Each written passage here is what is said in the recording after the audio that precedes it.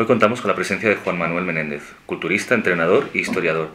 Quizás os sorprenda la presencia de Juan Manuel en un programa que inicialmente iba destinado a investigar los límites materiales y formales del país con la ayuda de ingenieros y escultores.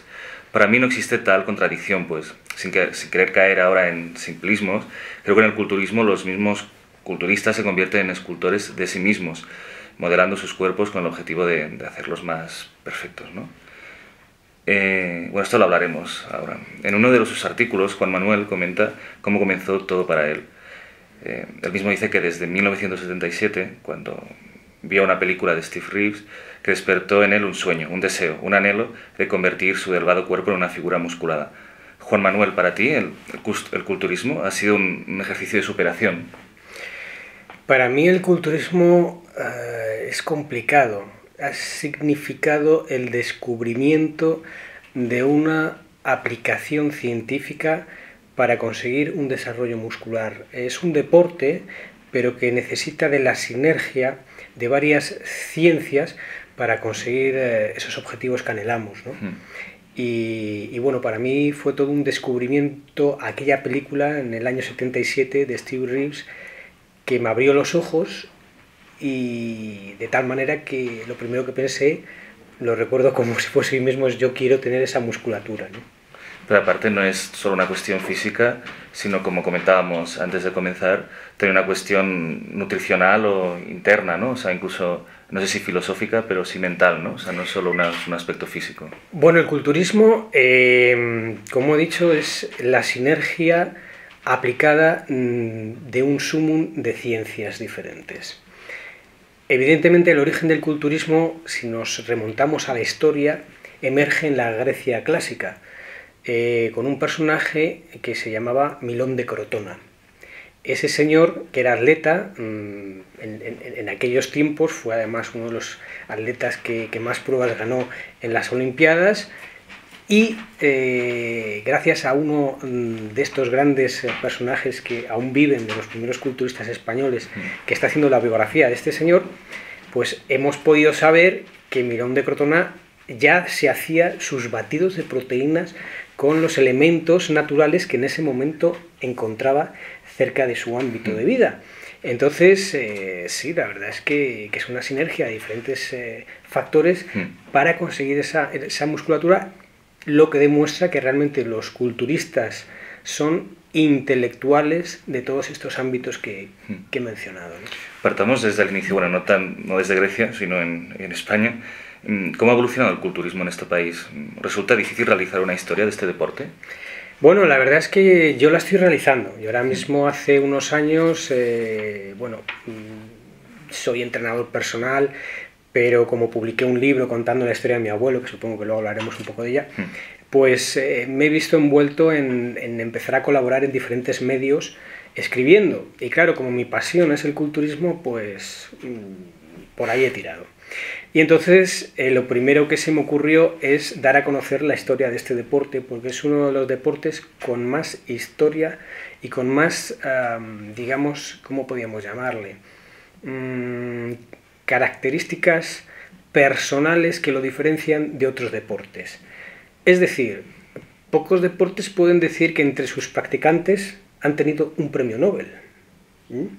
Ramón y Cajal fue probablemente uno de los primeros culturistas españoles, y en esta labor que llevo realizando, pues gracias a ir investigando, pues llegué a descubrir que en sus primeros años adolescentes pues era practicante de la cultura física. Y claro, ¿qué podemos decir de Ramón y Cajal? Pues pocas cosas que no se sepan, pero esto no se sabía. También hay un origen vasco, ¿no? O sea, también algunos de los primeros sí, claro, son del País Vasco. Siempre el País Vasco ha tenido una gran, digamos, inquietud por los deportes físicos. No hay nada más que visionar un poquito pues los levantamientos de piedra, los escolares cortando los famosos troncos, y pues también por esa época, un poco coetáneos a Ramón y Cajal, surgieron en Euskadi pues campeones de la talla de Secundino Hacha, que fueron también unos pioneros de este deporte en un gimnasio que se llamaba la escuela gimnástica Zamacua, creo recordar. Y allí hubo un movimiento muy importante de culturismo, efectivamente. ¿Pero qué diferencia habría entre la gimnasia y el culturismo? Perdón, Sociedad Gimnástica Zamacua, o Zamacois, vale. Zamazois, según el autor, que se escribe con CCI. ¿Pero qué diferencia hay entre un gimnasta, por ejemplo, que trabaja con las anillas, el potro, etcétera, y qué diferencia habría con un culturista, ¿no? Cuando quizá los dos compartéis mismo espacio de entrenamiento, ¿no? Bueno, digamos que primeramente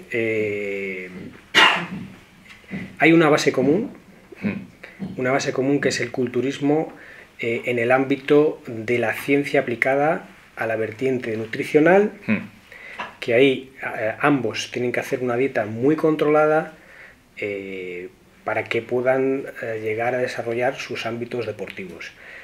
Eso es común. El entrenamiento con pesas, pues también, porque tanto el gimnasta tiene que trabajar bien sus fibras musculares para conseguir un desarrollo óptimo, para potenciar la fuerza, la resistencia, etcétera, etcétera, etcétera. Y luego, pues realmente la única diferencia que hay es en el entrenamiento específico, es decir, el atleta pues tiene que entrenar los ámbitos que le corresponden. Las anillas pues tiene que trabajar el trabajo en anillas, el potro tiene que trabajar el trabajo en dicho aparato, y el culturista no. El culturista, digamos que su ámbito es el gimnasio, donde combina, pues según qué tipo de culturista sea, si es de la vieja escuela, pues trabajará con pesas y mancuernas mayoritariamente en todos sus ejercicios. Los más modernos pues, utilizan las máquinas modernas que vemos hoy en día en los gimnasios, selectorizadas, y el trabajo de aeróbico, mal llamado cardiovascular, porque cardiovascular son todos los ejercicios. La sentadilla, por ejemplo, que es un ejercicio donde uno flexiona las piernas, si lo hace una y otra vez es tan cardiovascular como montar en bici, por ejemplo. En alguna ocasión has comentado vamos a ir evolucionando desde el inicio y vamos a ponernos ya a partir de los años 40, ¿no? En alguna ocasión has comentado que el culturismo no era bien visto durante el franquismo y que incluso las autoridades consideraban que era un deporte de homosexuales y exhibicionistas, ¿no? ¿Cómo fue la práctica culturista durante esta etapa? Era una práctica, supongo, como clandestina, ¿no? Bueno, durante el franquismo había tantas cosas que no eran bien vistas, que todo lo que supusiese un cambio o un anhelo de libertad ya era prohibido por las autoridades. Y claro, podemos decir que el culturismo es el único deporte, es como aquel anuncio, ¿no? Nace, crece y se desarrolla, ¿no? Pues que nace, crece y se desarrolla en el franquismo.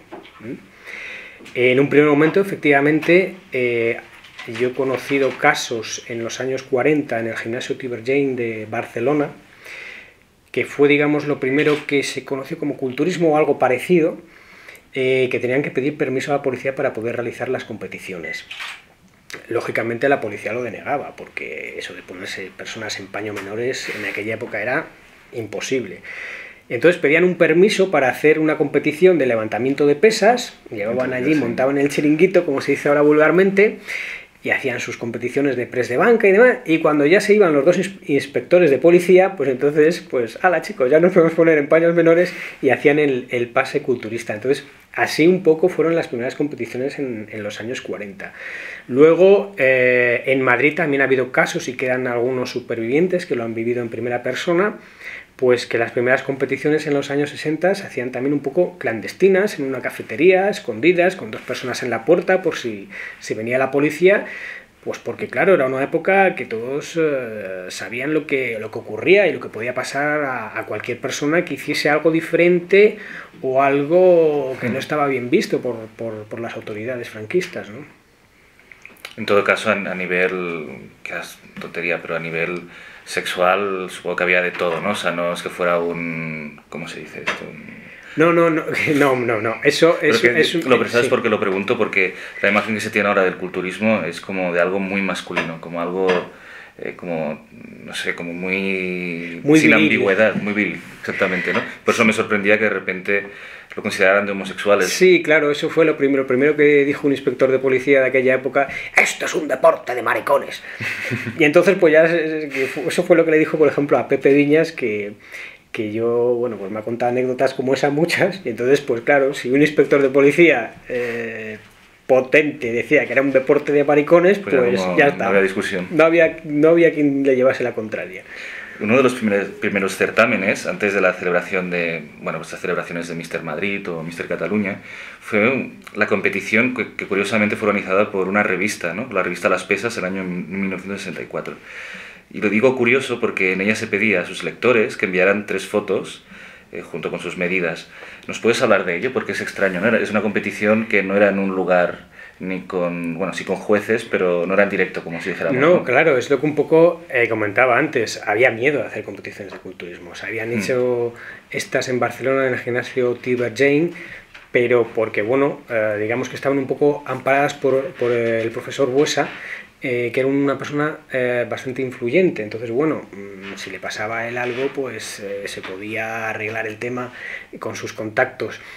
Pero esta publicación, Las Pesas, que se editaba en Barcelona, antes de dar el paso definitivo a hacer una competición presencial y evitar cualquier tipo de problemas, pues decidió hacerla con su soporte, con la revista. Dice así, pues mira, no nos va a pasar nada y nos quedamos tranquilos. Y entonces pues hizo un llamamiento de esas 3 fotografías y bueno, creo que fue una avalancha. Recibieron fotografías de toda España, de todos los sitios, y ganó pues una persona que he podido entrevistar no hace mucho, Jaime Gallostra, que es una persona encantadora y es un grandísimo intelectual, ¿no? Que es a lo que íbamos hace un rato cuando estábamos charlando, que los pioneros del culturismo en España son auténticos maestros, auténticos intelectuales. Uno se queda con la boca abierta de su gran erudición en todos los ámbitos, en la ciencia, en la tecnología, en la nutrición, en la cultura, en la literatura, en la escultura, etcétera, etcétera, etcétera. En esa época, ¿tú crees que ayudaron las películas de este estilo Peplum, ¿no? Como Espartaco, Los Titanes, ayudaron a popularizar el culturismo en España? Bueno, de hecho, hay un actor italiano de algunas de estas películas, Dino Camerlengo, creo que se llama, que fue entrenador en España, ¿no? Que lo es. Dino Camerlengo efectivamente es un actor que se forjó en la escuela italiana de aquellos años, que hacían muchas películas de gladiadores y demás, y donde salían muchos culturistas trabajando en las mismas. Y Dino Camerlengo fue, yo le llamo, el impulsor del culturismo en España en los años 60, sin ninguna duda. Entonces ayudó muchísimo este tipo de películas. Sí, sí. A partir de los 70, supongo que ya con la transición del culturismo comenzó a ser cada vez más popular, ¿no? Quizá también por las películas que comentábamos ahora. ¿Quiénes han sido los culturistas más destacados desde entonces? Y también me gustaría que nos hablaras de cuándo se produce la inclusión de la mujer, ¿no? En las competiciones, porque hasta ahora no habíamos hablado siempre habíamos hablado de un deporte muy masculino, pero ya a partir de los 80 supongo no, o sea, ya aparece la mujer también como una participante, ¿no? Sí, bueno, en los años 70 se produce, digamos, un punto de inflexión en el culturismo. Siempre en España va a ir ligado a las publicaciones referentes. En ese momento desaparecen Las Pesas, pero salen otras publicaciones muy potentes como Fuerza y Vigor, que la dirigía Jesús Mario Muñoz, y luego también hubo otra publicación, Deporte y Salud.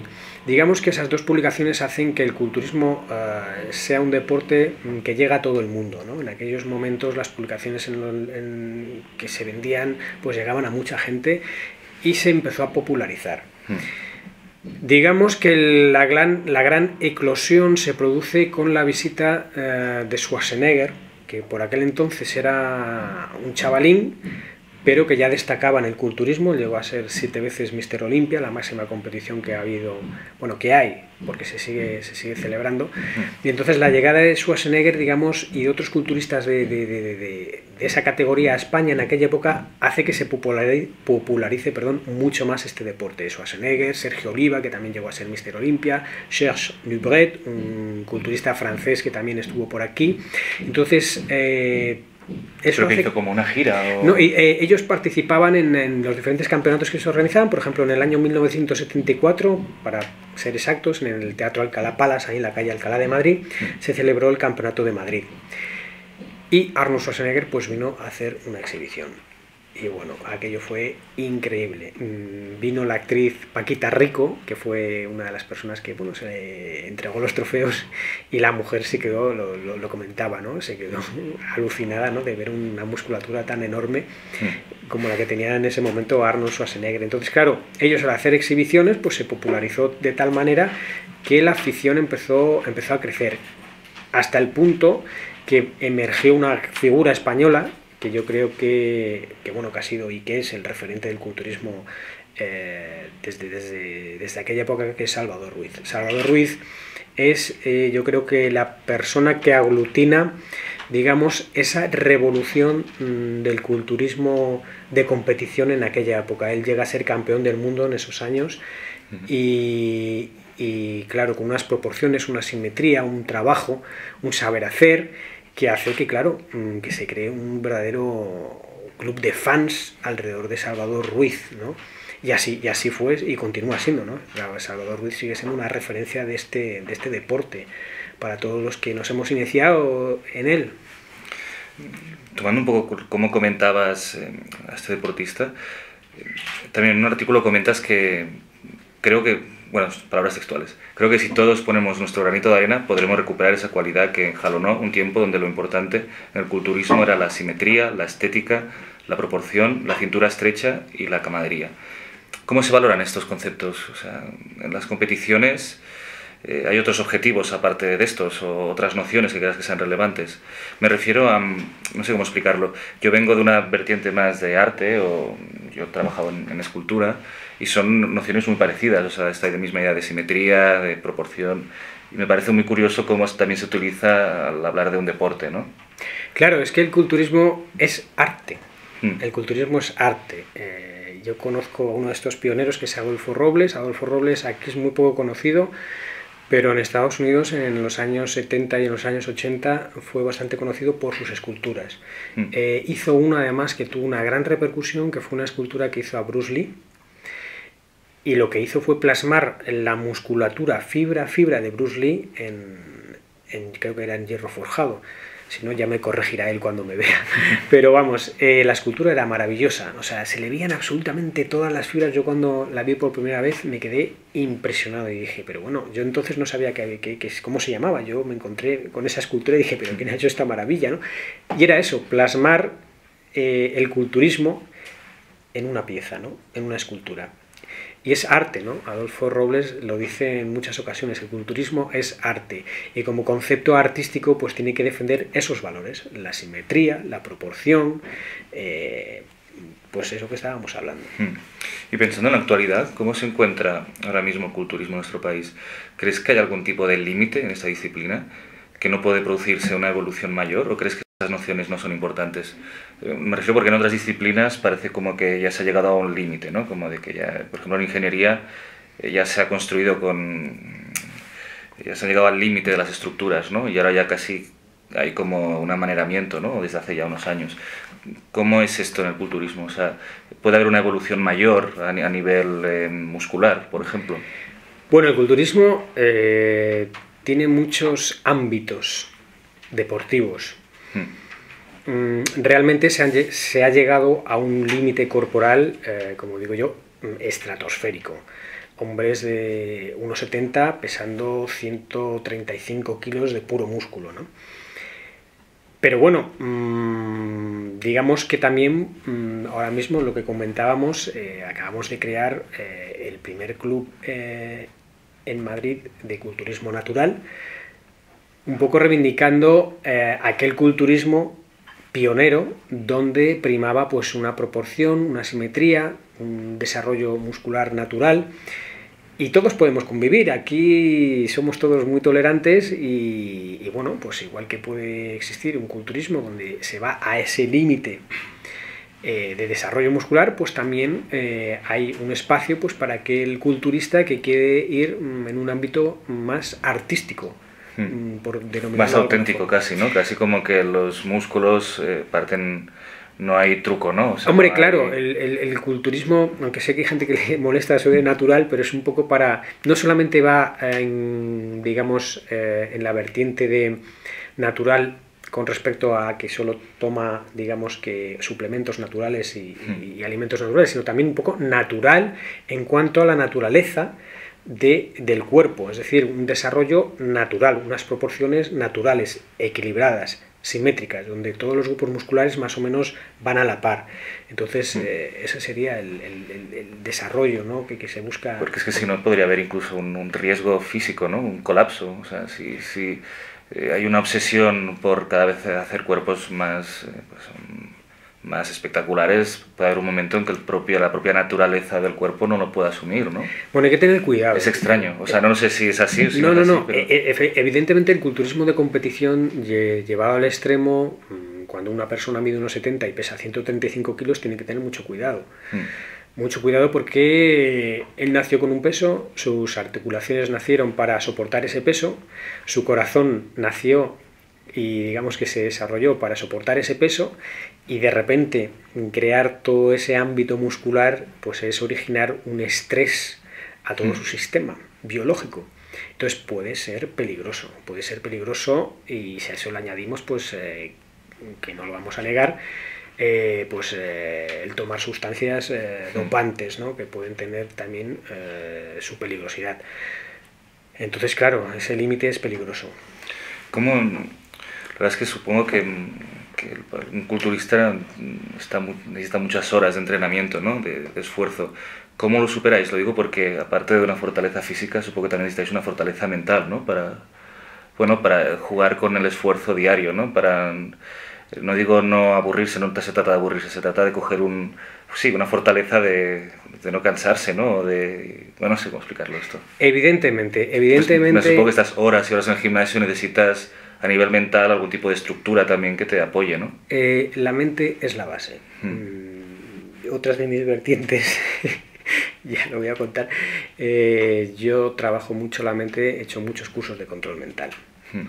Entonces el control mental permite desarrollar partes del cerebro que tenemos ahí dormidas y que no utilizamos para nada, pero que son muy notorias y muy positivas a la hora de enfocar cualquier ámbito de nuestra vida. Y evidentemente el control mental es la base, de ahí surge todo. Si nosotros tenemos una mente que ejercitamos, pues podemos conseguir desarrollos óptimos en todas las facetas de nuestra vida. Empezando por ahí, pues todo lo demás. Entonces la mente es básico, y ejercitarla. Yo recomiendo siempre hacer ejercicios de control mental a todo el mundo para tener conciencia de lo que podemos hacer con el entrenamiento del cerebro. Vale. De autocontrol, supongo, no me vas a controlar a mí ahora mentalmente. Es un poco complicado porque nosotros tenemos varias ondas, las gamma, las beta. Entonces se trata de una forma consciente llegar a ese estado de ondas y hacer ejercicios. Digamos, nosotros, por ejemplo, cuando dormimos llegamos a un estado de ondas, ¿de acuerdo? Pero normalmente se llega cuando uno duerme. Lo bueno del control mental es que te permite llegar a ese estado de forma consciente, con lo cual es un entrenamiento para el cerebro. Cuando tú llegas a un estado de ondas de forma consciente, estás entrenando ese cerebro, y eso te permite conseguir resultados a la hora de entrenamiento, a la hora de enfocar la vida, de asumir problemas, etcétera, etcétera. Sí, en ese sentido, cuando hablas de enfocar la vida, ¿tú crees que hay un misticismo o una metafísica hacia el cuerpo por parte de un culturista? Me refiero, ¿cómo te sientes como culturista en la realidad, en el entorno?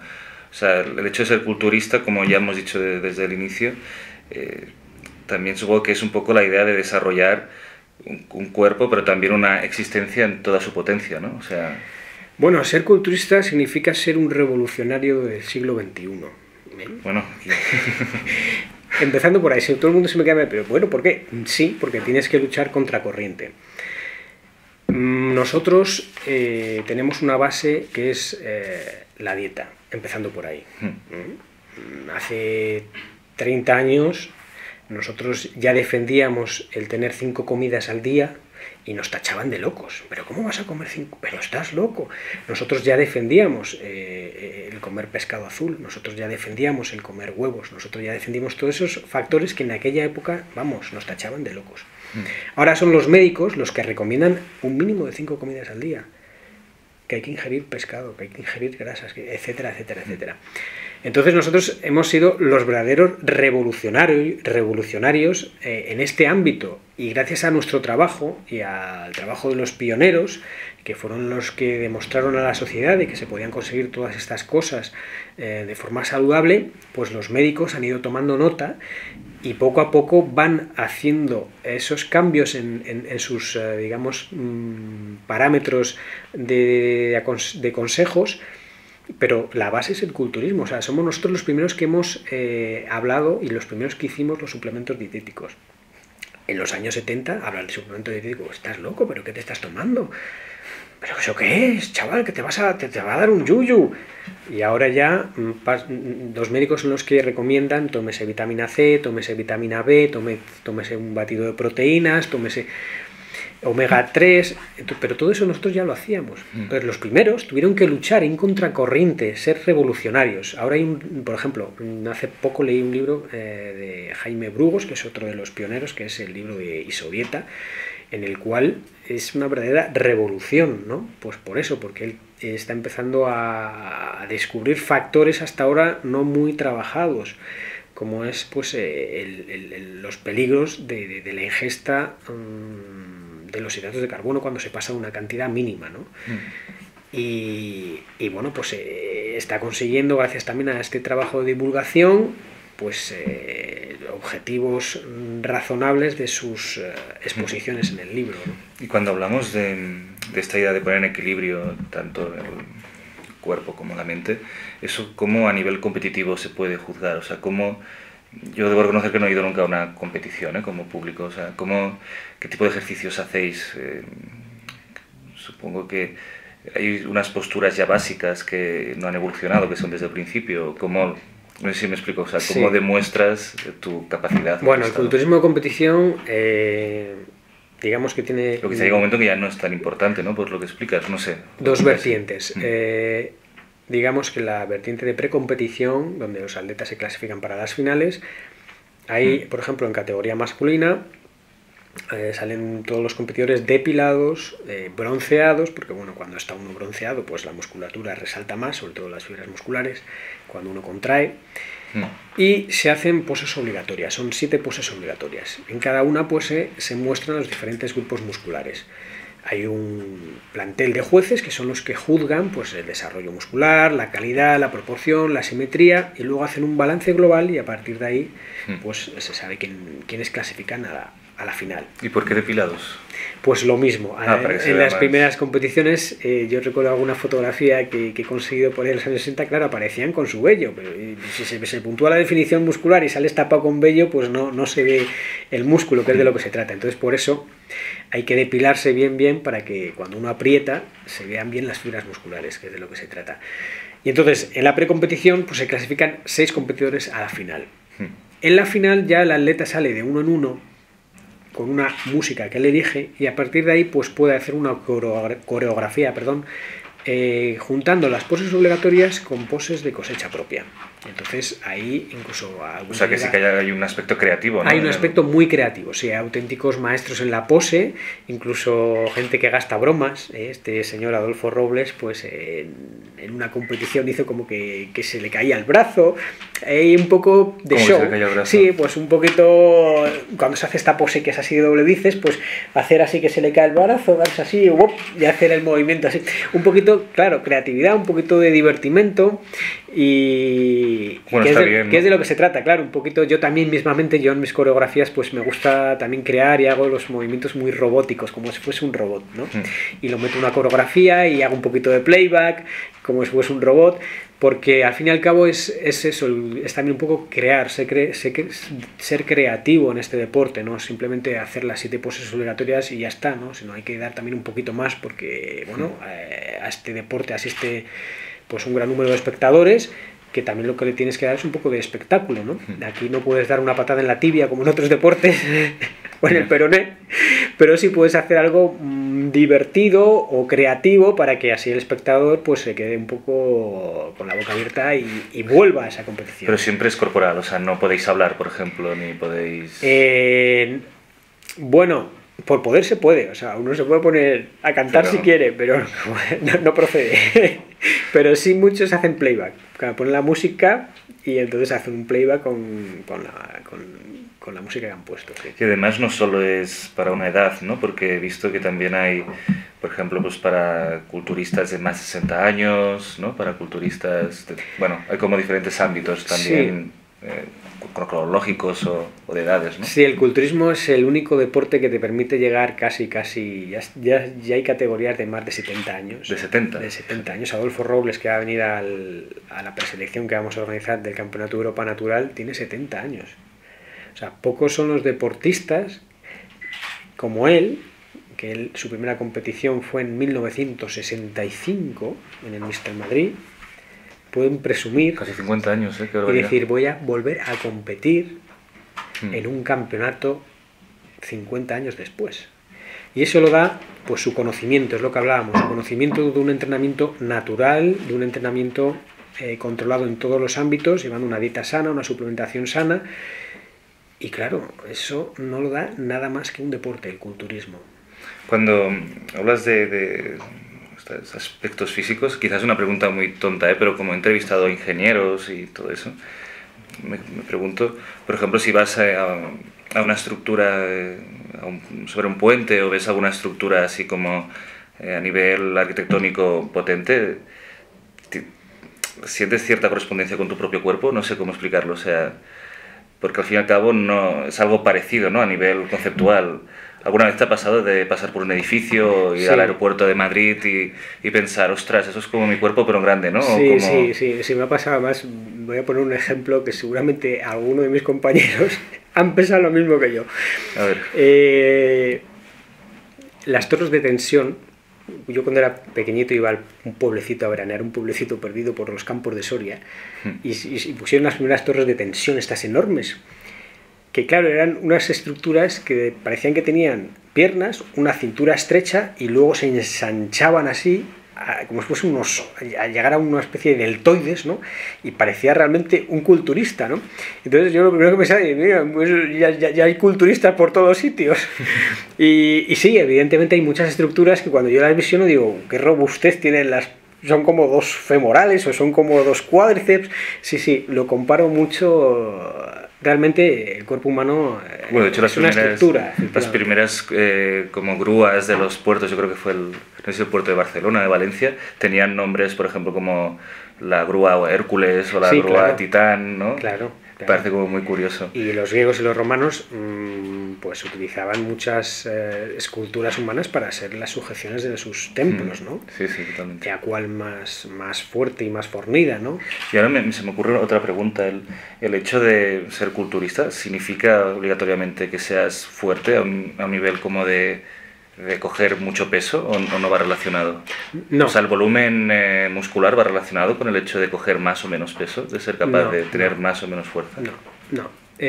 Por ejemplo, para no irnos muy lejos, yo soy una persona ectomorfa, de constitución genética, muy endeble. Yo cuando tenía pues 16 años, que fue cuando empecé, pesaba 47 kilos, con eso te puedes hacer una idea. Yo cuando hacía viento me tenía que agarrar a las farolas porque me iba volando. Y no tengo fuerza. Hombre, ahora sí, porque bueno, he desarrollado, pero no muevo pesos excesivos si hacemos una proporción a mi masa muscular o al músculo que yo tengo. La gente puede pensar, tú tienes que manejar 200... No, tampoco manejo tanto porque no soy fuerte a nivel genético. Entonces, un factor muy importante es la genética. Aquella persona que es fuerte por naturaleza, si entrena con pesas, esa fuerza se multiplica, pero aquella persona que es endeble o frágil, como era mi caso, sí, coges fuerza, coges peso, pero no va tan unido a la masa muscular que puedes desarrollar. En algunos de tus artículos expresas la necesidad de que los culturistas no solo se centren en esta práctica, ¿no? Y que desarrollen otros trabajos o aficiones paralelos, ¿no? Tú mismo, bueno, antes has comentado, por ejemplo, el aspecto intelectual, ¿no? La necesidad de que un culturista sea intelectual también. Y explicas cómo algunos de los mejores culturistas también han sido escultores, como por ejemplo has comentado antes, investigadores como Ramón y Cajal. En tu caso, esta práctica culturista también la has desarrollado, ¿no? En paralelo con un trabajo historiográfico, de historiador. De hecho, recientemente has publicado La epopeya del Chato, ¿no? Donde relatas la vida del periodista Jaime Menéndez, el Chato. ¿Nos podrías explicar, que de hecho es familiar tuyo, ¿no? Creo que es mi abuelo, sí. ¿Podrías explicar cómo ha sido esta investigación? Es una pregunta muy genérica. No, ¿para el libro de mi abuelo refieres? Hombre, la investigación del libro de mi abuelo... ¿Cuándo lo decidiste hacer? Bueno, pues lo decidí hacer cuando hubo que vaciar la casa de mi abuelo, precisamente. Hace ya 6 años hubo que vaciarla. Nadie se encargó de mi familia, porque, bueno, pues todos tenemos muchas cosas que hacer, estamos muy ocupados, llevamos una vida muy estresada y demás. Y me ocupé yo de hacer, como digo yo, el vaciamiento de la casa de mi abuelo. Y claro, era una casa de estas que tenían 250 metros cuadrados en el Paseo del Prado, una casa enorme, toda llena de libros, toda llena de libros, toda llena de libros y documentos. Cuando empecé a ver la documentación, me vino a la cabeza las charlas que yo he tenido tanto con mi abuela como con mi padre, sobre todo con mi abuela, de horas y horas y horas y horas contándome lo grande que había sido mi abuelo. No en vano había sido el primer periodista español que trabajó de redactor en el New York Times, y eso ya es de una categoría única. De un hombre que, según mi abuela, si hubiese ganado la República, hubiese sido probablemente el primer ministro de Cultura que hubiese tenido ese gobierno, y era un hombre catalogado en aquella época como uno de los mejores. He encontrado un libro que publicó María Teresa de León, que en ese momento era la mujer de Rafael Alberti, donde hace una selección de los mejores artículos según su criterio. En ese libro pues hay artículos de Cernuda, de Antonio Machado, de Ramón J. Sender, de Dolores Ibárruri, y ándele, como dicen los mexicanos, uno de los que más artículos aporta es mi abuelo. Es decir, que en ese momento era considerado como uno de los grandes. Yo, cuando estaba recogiendo toda aquella documentación en la casa de mi abuelo, me dio una pena enorme de que nadie supiese nada acerca de mi abuelo, teniendo pues ese bagaje. Decidí poner, como se dice vulgarmente, cartas en el asunto y escribir el libro de mi abuelo. ¿Cómo fue? ¿Tenías una experiencia previa? O sea, yo nunca había escrito nada. O sea, yo siempre he estado trabajando en el ámbito del entrenamiento personal. Ha sido mi profesión durante años y años y años y años. Nunca había escrito nada. Es difícil, ¿eh? Bueno, yo lo digo porque también alguna vez he hecho algo y es muy difícil. O sea, supongo que fue y nada rápido, además. O sea, supongo que al principio fue... No solamente es decir, me voy a poner a escribir, ¿no? Me voy a poner a escribir, es que el primer tocho, permíteme que te diga, el primer tocho tenía casi 1000 páginas. De ahí tú lo dejas en 400 y pico. Pero imagínate no escribir nunca nada en tu vida, decir 1000 páginas. Pues claro, yo... pero lo tenía que hacer. O sea, yo tenía dentro de mí la sensación de deuda histórica con mi abuelo y con la sociedad, porque no puede permitirse una sociedad no saber de sus personajes que han hecho historia fuera de sus países, ¿no? Y tenía... Porque de hecho vivió fuera de España. Entonces. Claro, él fue uno de los... él nació en una aldea, para que todos entendamos la envergadura de su historia. Nació en una aldea de 100 habitantes en Asturias, que se llama Sobrerriba, que está muy cerquita de Cornellana. Y se hace a sí mismo. Es autodidacta en todas las facetas de su vida. Y llega a ser redactor del New York Times. ¿Pero cómo llegó ahí? O sea, fue él, a Madrid. Con 18 años se va a Cuba. Ah. Emigra a Cuba como la mayoría de los asturianos de aquella época, y allí empieza a forjarse. Él tenía claro que quería llegar a ser periodista del New York Times. Bueno, todos tenemos sueños, pues a él le pasaría como a mí. Un día le llegaría el New York Times a su mano y pensaría, yo quiero trabajar aquí. Y ese era su anhelo. Empezó a aprender inglés, claro. Dice, para ser redactor del New York Times lo primero que tengo que hacer es aprender inglés. Y de forma autodidacta se puso a aprender inglés. Con su primer sueldo se compró la Enciclopedia Británica, que son 11 tomos de unas 1000 páginas cada tomo. Y no se las sabía de memoria, pero casi. Tenía una capacidad intelectual tan enorme que era capaz de leerse 2 o 3 veces cualquier texto y ya se le quedaba. Ya lo tenía absorbido, ¿no? ¿Y qué ocurre? Que se leyó varias veces la Enciclopedia Británica y estudiando todas las noches y media, pues llegó a un nivel de conocimiento de esa lengua muy, muy, muy importante, tan importante que le permitió ser redactor del New York Times. ¿Y después qué hizo? Porque también trabajó en España, ¿no? Bueno, en el New York Times, para que te hagas una idea, él trabajaba por aquel entonces, en 1925, en el diario La Prensa, que fue el primer diario en castellano de los Estados Unidos, y en ese momento se entera que hay una prueba para entrar en el New York Times, de redactor de deportes, pero él de deportes no tenía ni idea. Dice, bueno, que me sirva como entrada. Dice, me voy a poner a estudiar todo lo que pueda de deportes y voy a ver qué pasa. Va a la prueba y le cogen. Empieza a trabajar como, como cronista de los diferentes, sobre todo de béisbol. Y entonces, en un determinado momento, Herbert Matthews, el gran factotum del periodismo del siglo XX, lee un artículo de mi abuelo y dice, ¿quién ha escrito este artículo? Dice, Menéndez, pero ese ¿de dónde es? Español, tráeme a mi despacho.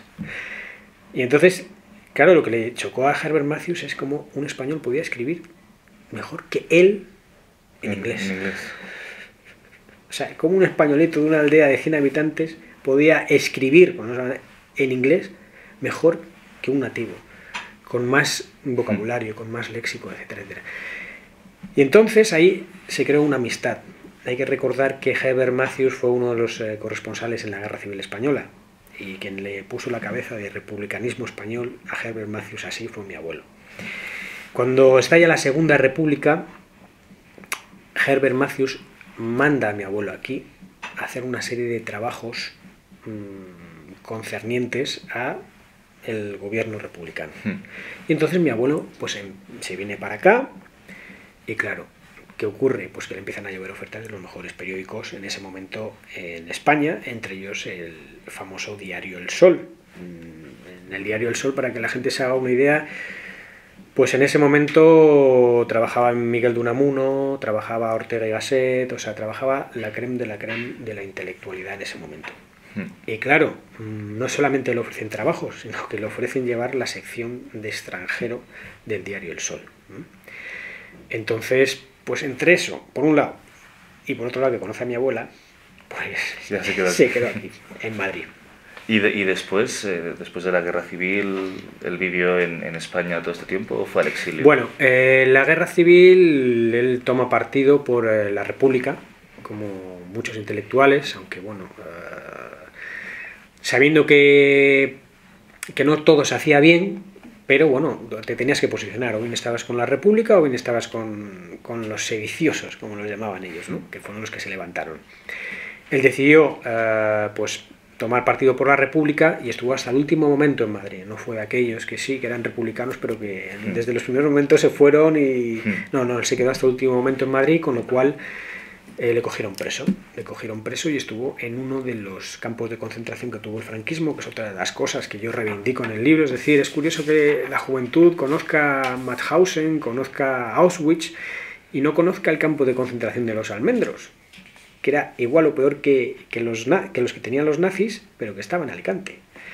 Y mi abuelo pues estuvo en ese campo de concentración con el valor que se puso a escribir un libro a escondidas, se lo escondía las hojas en el doble fondo que tenía en la boina, luego eso lo pudo sacar mi abuela a esconderlo, etcétera, etcétera, etcétera, y yo he reconstruido un capítulo de mi libro, cuenta cómo era la vida en un campo de concentración español, cosa que hasta ahora muy pocos o casi ningún historiador ha podido reflejar, ¿no? Con documentos de primera mano, ¿no? Con documentos del día a día, cómo les trataban, como el hambre que pasaban, las torturas, etcétera, etcétera, etcétera, que vivían en el campo de concentración.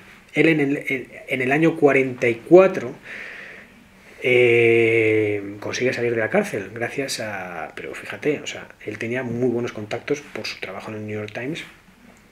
Herbert Matthews intentó sacarle antes, pero no pudo. Consigue sacarlo en el año 44. Y dice, mira, de momento te vamos a colocar en la embajada americana, un trabajo directamente relacionado con el gabinete, digamos, de prensa. Y bueno, pues está ahí un tiempo porque enseguida ya empiezan a presionarle. En ese momento empezaban a perseguir a los masones. como mi abuelo también había sido masón, pues a un día le cogieron preso y bueno, Vaya, pues le tuvieron encerrado, tal cual, y ya el mismo jefe que tenía en ese momento en la embajada le dijo, mira, lo mejor es irte fuera de España, porque en cualquier momento esto se vuelve otra vez como antes, y le consiguieron un puesto en Tánger, en el diario España de Tánger. Uno de los periódicos que en ese momento tenía una gran repercusión en España. Fue el primer periódico donde realmente se empieza a hacer una labor antifranquista, es lo que yo denomino la transición periodística, y digamos que el gran valedor de ese trabajo es mi abuelo. Empieza desde allí a hacer una labor de zapa en contra de la dictadura. Y después de esta investigación tan fascinante, ¿estás preparando algún otro tipo de investigación o quieres descansar? Bueno, yo no paro. Yo estoy todo el día, ahora colaboro en varios medios. Entonces, por un lado estoy haciendo la historia del fisicoculturismo español, estoy sacando en la revista Muscle Show que dirige Cándido Modo. Me pasó un poco lo mismo, es decir, me daba también mucha rabia que no se supiese nada de la historia de este deporte, cuando es una historia de las más nutritivas, entre comillas, que hay, ¿no? Los orígenes, cómo empezó todo, los personajes, o sea, muy poca gente sabía que Ramón y Cajal había sido culturista, ¿no? Y como esos datos, pues hay muchos que hemos ido descubriendo mediante pues la investigación. Y me da mucha pena pues que los deportistas de hoy no supiesen pues que hubo españoles que en 1952, como Juan Ferrero, pues llegaron a ser Mister Universo profesional, ¿no? Algo que tiene una importancia para aquella época enorme, ¿no? Entonces me puse a investigar y entonces por ahí estoy trabajando continuamente. Luego tengo pues mis apartados digitales donde voy publicando artículos concernientes a todo lo que realizo. Y sí, mi intención de aquí a medio plazo es publicar un libro de la historia del culturismo, donde, bueno, un poco pues contar todas estas vicisitudes de este deporte, y una segunda parte de la epopeya del Chato, un poco más, digamos, porque la primera parte, digamos, es un tributo a mi abuelo y a toda su generación. Quizá haya demasiados nombres y apellidos, porque, digo, si no los pongo yo, a esta gente se le va a olvidar y van a pasar pues por el anonimato. Entonces, quiero hacer un libro un poquito más novelesco, por decirlo de alguna manera, sin tanta información científica que creo que en algún momento a lo mejor puede llegar a abrumar al lector. Pero sí, esos son los dos proyectos, y competir en mayo tengo, en junio compitiendo como culturista. Hay que predicar con el ejemplo. El año pasado, por las vicisitudes de la vida, me llamaron para competir en un campeonato de Europa. Yo no tenía pensado hacerlo, pero bueno, oye, que mira, qué tal, ¿por qué? Bueno, pues fui, quedé finalista en el campeonato de Europa, y ya este año pues me he decidido a prepararme un poco más, no seriamente, porque yo siempre todo lo que hago lo hago muy en serio, pero sí con más tiempo, para el Campeonato de Europa Natural, y el día 9 pues hacemos aquí en Madrid la preselección, y espero clasificarme. Si Dios quiere, iba a decir, bueno, no creo que se preocupe de mis cosas, ese señor. Pero bueno, la clasificación quizá nos ocupa, pero bueno, ya te ocuparás tú. Pero sí, voy a hacer todo posible para demostrar que entrenando de una forma natural, que controlando todos los parámetros de suplementación, de entrenamiento y de descanso, que el descanso también es fundamental, y que a la par llevando una vida en la cual escribo, pues colaboro aquí, sigo con mis libros, etcétera, etcétera, se puede compaginar todo, sacar tiempo y enriquecerse de todas las cosas que hay en la vida. Pues muchísimas gracias, Juan Manuel, la verdad que ha sido una entrevista muy interesante. Pues nada, gracias a vosotros porque bueno, estas cosas me llaman mucho la atención, de que por el trabajo a uno le llamen, y, hombre, claro. Y daros las gracias a vosotros por ese detalle. Vale, muy bien.